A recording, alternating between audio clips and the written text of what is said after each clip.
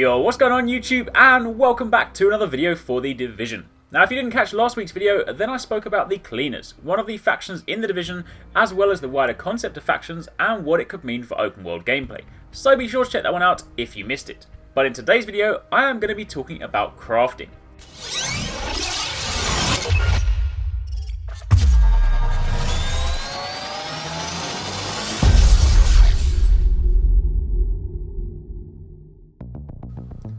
So, crafting.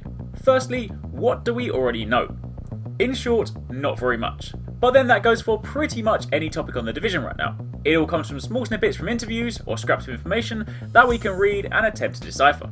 That being said, in an interview with The Division World, it was stated that crafting will be important but approachable, can be focused on fairly hardcore, but can also somewhat be ignored, depending on player preference. So, what can we take from that? If it's a system that is seemingly very important, has enough depth to allow players to focus on it, yet it can similarly be ignored, then can we liken it to something like crafting in a game, say like World of Warcraft? In Warcraft, you can go your entire life without ever crafting a single item, but if you do take the time to do it, it will allow you to enhance your overall experience. We also know that there are hub zones, effectively public cities, towns, camps, effectively a social zone where you can go and encounter other players before setting off out into the open world again. Now I appreciate this game is not World of Warcraft, far from it, so forgive me for a second while I make one more comparison. In Warcraft, crafting is done in town. You obtain materials out in the open world, but only once you return to town can you actually craft. Unless it's changed, I haven't played the game for a while.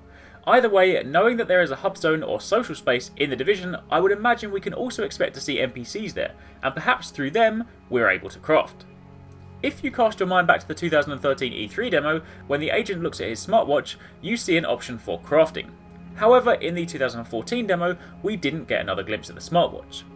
The game has obviously evolved a lot since then, and it is said that in the behind closed doors demo shown at Gamescom last year, that the UI has also drastically changed. Now remember, one of the most important things that the team wants to achieve at all times with The Division is immersion, hence the floating HUD, the map that spawns beneath you, and the lack of cutscenes or loading screens. With that being said, the thought of sitting in a corner with a big crafting screen in front of you while you combine water bottles and plastic forks to make a plastic thing just doesn't seem likely.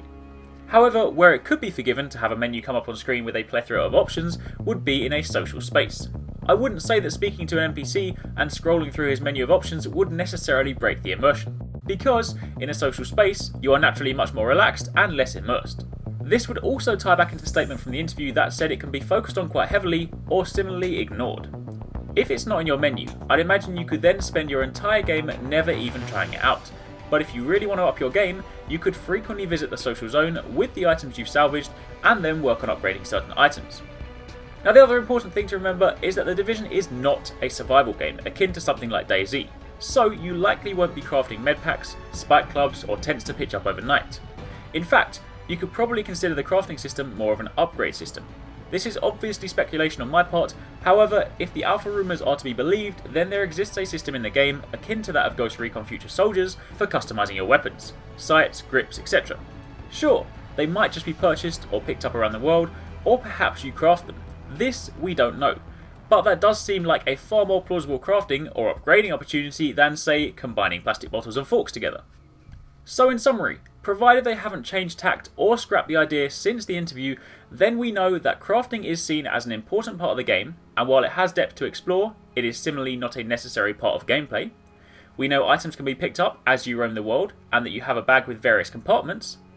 We sort of know, while not yet confirmed, that there is some sort of weapon upgrade system in the game, and we know that there are social or hub zones where players and potentially as yet unconfirmed NPCs could reside. So yeah, another video about a topic without a concrete conclusion. Sorry about that, but hey, it's something, it's interesting, and it's food for thought. Let me know what you think. What would you like to see as possible crafting items in the game, or how would you like to see crafting implemented? As always, your support is hugely appreciated, so if you did enjoy this video, leave a like and hit that thumbs up button, and if you haven't already joined the Arekkz Gaming Nation, then hit that subscribe button so you don't miss a single video. Thanks again for watching, take it easy, catch you next time, peace out.